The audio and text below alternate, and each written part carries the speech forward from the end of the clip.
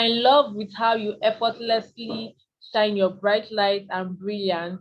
We stay in awe of the bright light you are and how you stay bold and beautiful, using your platform as a creative to shine a light in dark places, which makes you an icon. Okay, can you please share some highlights of how you began your creative journey, like in general? How did you begin? Was it when you were in your mom's womb? Was it when you were one or two? Yeah, just share. So I remember when I was little, I used to like play with my dolls, and I had like these different dolls, and I would create different voices for them, and I would like have southern accent for this doll, or like baby accent for this doll. Like my mom would just watch me, like, what is going on? And one of her friends was like, you really should get her into acting. And so I was 5 years old. Me, Disney Channel, you're like, oh, you're gonna be one of those people on the TV, but you're not really. And when my mom first heard about me getting acting, she was like, what is that? I don't even know where to start, how to do this. But from the help of friends like Nadia, who I met when I was 9, they really did help me, my acting journey. Off was doing theater. Chicago. I did local, and then I did my first short film. I think I was 7 years old, and I looked back, oh my God, look at me, green. And I did a lot of commercials, like Build a Bear. Build a Bear was actually my first commercial I've ever did, and that's when I knew that like this, if it was in front of the camera, but I knew that I was somewhere in the film industry. And so I've been acting since I was 5 years old, and I've been, it's been a wonderful journey. I'm so grateful for everyone in my path, my agency, and but what really got me into filming was getting bullied in when I was in third and fourth grade. I was bullied about my complexion, and so I was saying what got me into filmmaking was getting bullied in third grade. I was bullied by people who look exactly like and I was called African Booty Scooter, all because I feel less than. It really did bring my self-esteem down in myself and make me question myself if I really had any true friends. And I was bullied for, I didn't tell anyone. And when I finally did told my mom, it was such a relief, and I don't know why, but it was such a relief. She said that she was being called the same names that I was called, and I was like, I can't believe that my mom went through it. That kind of, and so I started to just write story, because at the time my acting coach would say, be fly, and you say, create your own project, do what you got to do. Don't wait for Hollywood. So I would just write down my story, and I didn't think I was going to do anything with it, honestly. I was just writing it down, trying to get my thoughts out there. But with the help of my mom and my acting coach, I was able to make my first short film titled Made in His Image, which was about my true story on how I was getting bullied. And it was definitely a journey and definitely a process that I will always remember. And like I've said before, I'm not where I am because of me. I have so much support and all these mentors and everyone around me that have helped me be where I am today. Like my cinematographers, Darren and Marcus. I would be like, that film would be nothing without them because they literally shot the film. So I always thank them so much. I call them like my set dads. It's kind of funny, but like they're like my set dads. And it was like doing Made in His Image not only helped me gain my confidence back, but it also helped me realize that I do want to be a director. I do want to do behind the scenes. I do want to make projects that inspire and tell stories and bring up these uncomfortable conversations like colorism and bullying and racism and all these things. And just being able to show my film to all these other schools and organizations made me realize that there's so many stories that need to be told, and that people deserve to see themselves on TV. People deserve to see their story on TV. And that's what I hope to continue doing in the future. Thank you so much for sharing that. In your own words, in your own understanding, what does art mean to you? I think art means like passion. To me, it does, because anything that I do that involves my art form, which is writing and like making films, I'm passionate about it. I love it. It's like it brings a smile to my face, and there's no question about it. I never question my path and what I'm doing, because I know that this is the path that I do. So art to me, it means passion. The next one is a general question we'll be asking like everyone on board. It's beautiful how you advocate for a fairer world that shows more love and empathy in place of all the hate, racism, and general bullying, right? We love how your personal works and advocacy aligns with our goals as a brand. I think you've given us like a bit of this already from the first question. Yeah, kindly share any personal experience. That's why I said you've given us a bit on racism. Any words you have for both the victims and the world in general?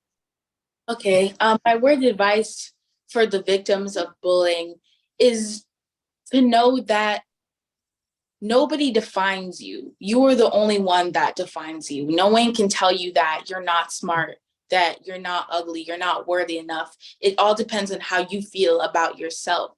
Know that you are beautiful, you are smart, you are special, you are significant, and you are wonderfully made in God's image, because God made no mistake when He made you.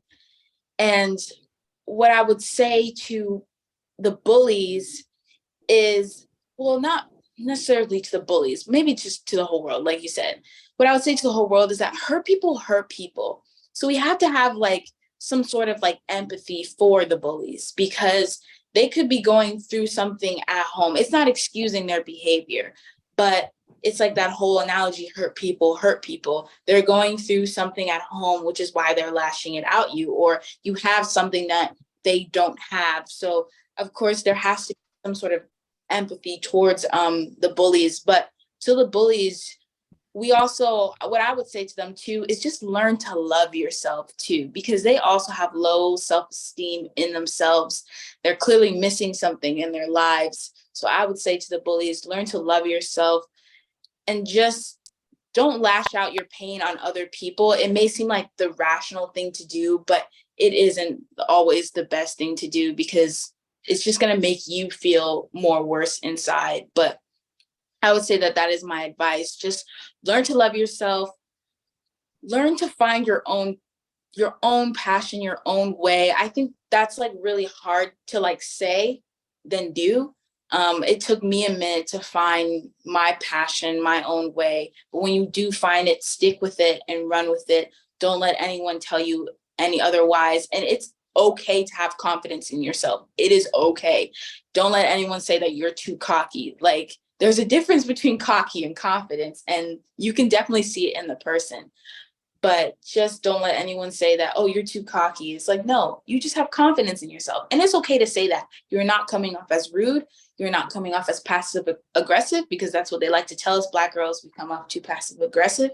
You are honestly just loving yourself, showing self-love. So I would just say, be true to yourself. And yeah, just be true to yourself. Yeah, I was saying that I really, really loved the way you took the questions, because you did not just dwell on the victims. You also talked about the bullies and like the people that are causing these problems. Because sometimes, like for you to get a solution, you need to get to the root of it. So I think that's exactly what you did. You did not just talk about the victims. Yeah, you talked about how you cannot give what you don't have. If you don't have love, you cannot give love. You give hate, you give depression, you give all the negative vibes inside of you. Yeah. So I think I really, really appreciate how you took it. And that is so intelligent for a very, very young conversation, for conversation that's still with young minds like this. I'm really, really blown away. Thank you so much. Okay. You served as an associate producer for the stunning film A Christmas Gift. I think Nadia was a part of that, right? Yes, yes, she Yeah. was. Yeah. This is another display of your brilliance at such a young age. What would you consider most fulfilling about being a creative, like generally? What's that most fulfilling thing to you? Just to be able to inspire people Yeah. um, is the most fulfilling part of it, because I like to create projects that tell a story. And I kind of like to take my pain and take it to something beautiful, because someone could go through what I went through and relate to what I'm going through. And it cannot, like, it can help them, in some sort of way.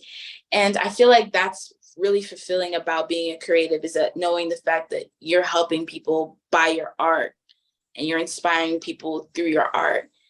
And I love attaching myself to projects like Christmas Gift, who are like about that. It's like a family film. It's about family and, love. And that film was so beautiful. Nadia was amazing in it. Shout out to Nadia. She was really good in that film.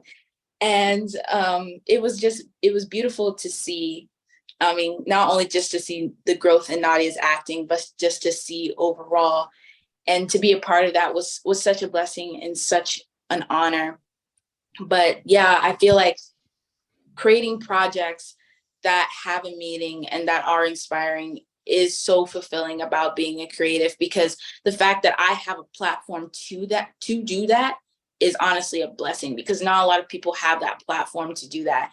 And the fact that I'm given that platform, I'm going to use it to the best of my ability to make sure that, I am inspiring people and I am helping people the way I know how, which is through film. Yeah. Thank you so much for sharing. So as artists, as creatives, we are people that like to use our imaginations a lot. We are like deep thinkers and all. So what's your dream life as an artist? What's your dream life? What's that life you anticipate for? My dream life. Well, owning that Range Rover, that's my dream car. I know you look so good in it. um, I have never really thought about my dream life, but I just know I really hope to one day be able to have my production company to be big enough to continue to create more projects and to open up opportunities for women of color. That is very important for me. There are not a lot of women of color behind the camera, and I really hope that one day I can provide those opportunities for people. And again, to just continue to create inspiring projects. I've never really given my future dream life a thought, but honestly, I just want to continue to keep inspiring and just to keep creating and to continue to provide opportunities, especially for the Chicago community, because I know when I used to live in Chicago, I felt underlooked as an actor to the LA actors and the New York actors. So I've always made it like a point to myself that if I'm doing any project, I make sure there's a Chicago actor in my project so that I can give them their props, give them the respect that they deserve, because I have a big community out there in Chicago, and there are a lot of great actors out there that really are underlooked, and they do deserve a chance to shine. So that's what I hope I can do in the future and continue to do. Awesome, awesome. Do you feel creatives in developed countries at advantage to those in developing countries? Sorry, can you repeat the question? Yeah, I said, do you feel creatives in developed countries at advantage to those in developing countries? Yeah, I think so, because not everyone has the same opportunities. Not everyone is given the same respect, given the same attention, the same love, the same care. So I do think that exists. Yeah, thank you so much. I know that you are more in the developed countries, so I really like the authenticity. And then yeah, you just spoke what it is. So yeah, thank you for sharing that. We love how you unashamedly display the God factor and how you hold your relationship there with your loved ones, especially the one you have with Naomi. Seems we really love that. Like it's very admirable. Look at how much um the love can be seen from how you talk about her, and it can also be seen from how she talks about you. Yeah. So we understand balancing work time and rest time is a struggle for many creatives. Please share a few tips on how you try to balance work time, rest time, and family time. And maybe we should add school time too. Um, I I know I've had so much like years of practice with this. When I was younger, it was a lot for me. It was also a lot for my mom too, because I would have to be at school and then she would have to pick me up and then we would have to go here to this place or to this audition or to go on set for this thing. And I remember when I was younger, it was just like hard to like balance mentally, to learn to like be here for these people and then also be there when I'm needed. And I was made to feel like I wasn't always there for everyone. And I know that that wasn't the case, but as I got older, I've learned to set my time aside for people to be able to be there for my friends and for my family and also be there for my work.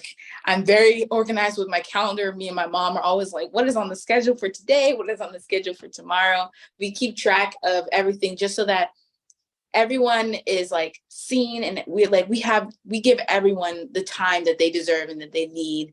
But that took time and that took growth, for both, for me honestly.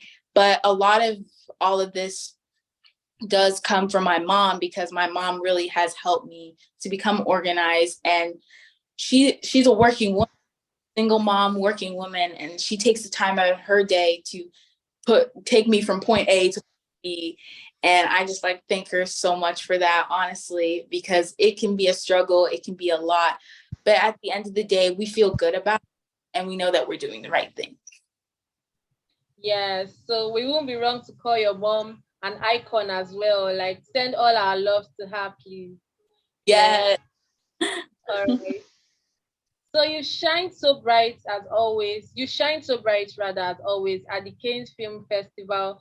Can you share some highlights of some of these moments for you? Also, in few words, kindly describe the kind of filmmaker you look forward to becoming. So it's like a two question in one thing. Yeah. Okay, so the Gospel Festival, that was honestly a blessing, and God was with us through that whole experience. We were like, I don't know how we gonna afford to get up there, but we were able to raise enough money to go. So that was honestly insane. I thank everyone for donating to that campaign. But the highlights of the Constant Festival was just being there in itself, being able to network with people like Yolanda Ross, Rob Morgan, and all these other young and inspiring filmmakers that were there at the Cannes Film Festival was just honestly insane. And to be able to be in the same article as Spike Lee was honestly crazy. Like, I was just walking down the street and everyone was just looking at me. I was like, why are people looking at me? And then we saw this billboard and I was right next to Spike Lee. And I was like, oh my God, there's my face.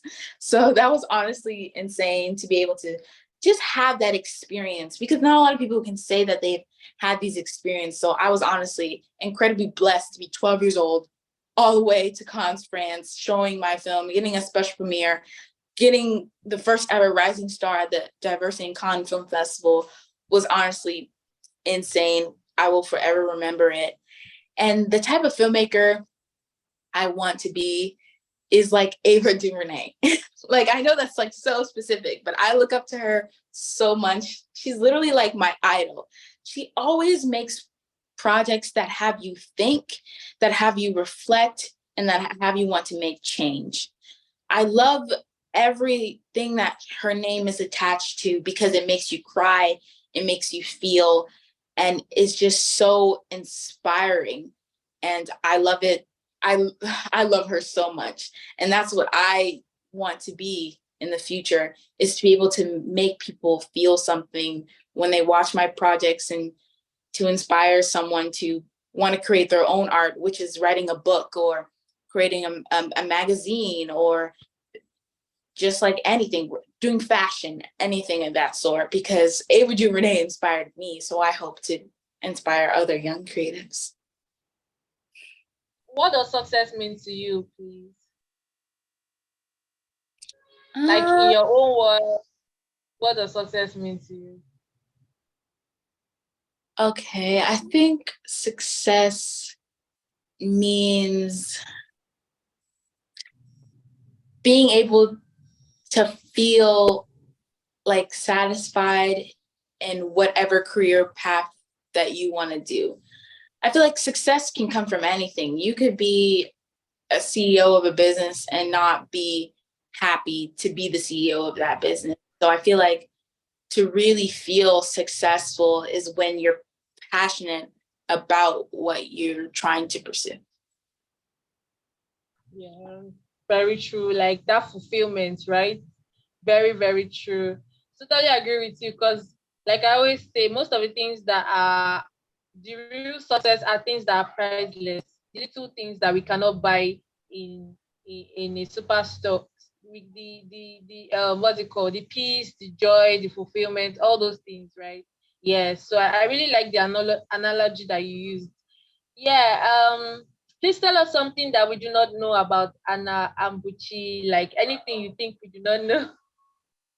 She's actually very awkward. Like she's Don't not think like so.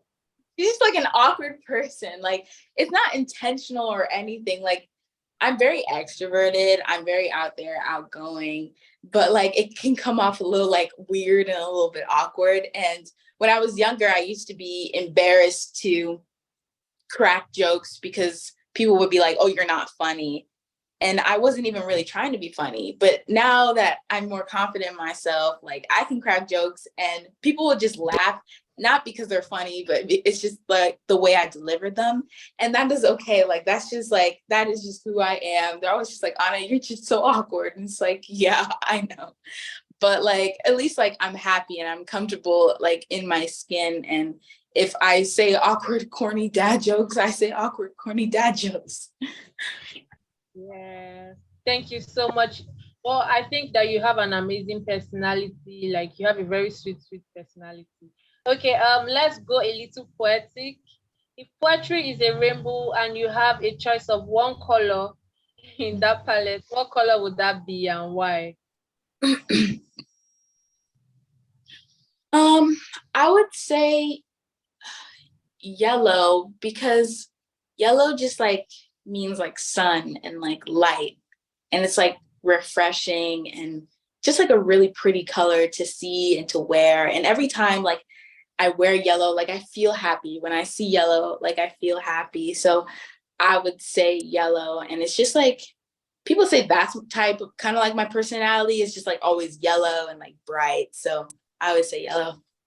Yeah, thank you so much. So would you say yellow is your favorite color? It is no, it's not my Do you have color. a favorite color? I do have a favorite color. I like blue. I really like the color blue. I don't know, because it's like it's all about like calming and relaxing. And I just really like that color in general. I like to use that color basically on everything. But like yellow is like my second favorite, like a color that if I had to pick between blue and yellow, I don't think I could live without my blue. But like yellow is just like it's just a need, it's a necessity. Yeah, yeah. Thank you so much. Are you